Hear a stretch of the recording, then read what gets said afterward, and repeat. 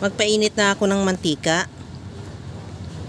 at mag-toast muna ako ng bawang, bali 1 head na o yung ganyan, isang buo ng bawang. Ito-toast muna natin para pang-garnish natin mamaya. At pagkatapos yan, i-set aside muna. Iprito ko na rin yung isang pirasong bangus na boneless bangus na daing at hiniwa ko lang din ng 4. At antayin na lang maluto yung kabilang side at saka baliktarin.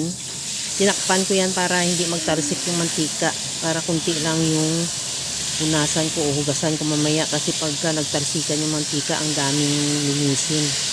Pagkatapos yun, takpan ko ulit at antayin na lang maluto din yung kabilang side at tanggalin muna yan sa kawali at ilagay sa plato o sa bowl at isit aside.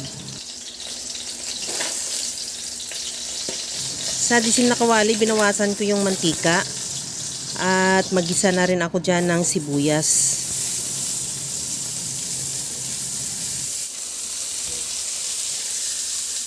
Lagyan ko na ng tuyo, kalamansi juice at paminta.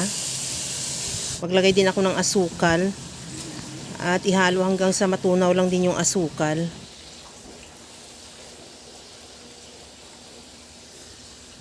Maglagay na rin ako ng suka. Antayin ko muna na magkulo bago ko siya ihalo para maluto talaga yung suka. At tikman ko na rin kung okay na yung sauce natin at saka natin ibalik yung piniritong bangus.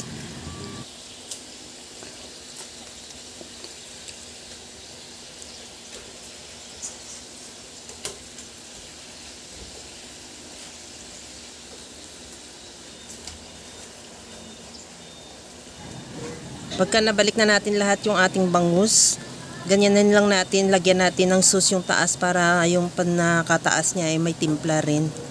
At pagkatapos yan, mag-garnish na rin ako dyan ng sibuyas or onion rings. At lagyan ko na rin ng toasted garlic na tinost natin kanina. At okay na yan, ready to serve na yung ating napakasarap na bangus steak. Kaya mga kalasa, kung nagustuhan mo yung ating video, please like na lang at pakishare na rin sa inyong mga friends. At kung bago ka pa lang sa aking channel, subscribe na at i-click mo na rin ang bell button para sa mga notification. Okay na to. Hanggang sa muli mga kalasa. Thank you for watching. Bye-bye!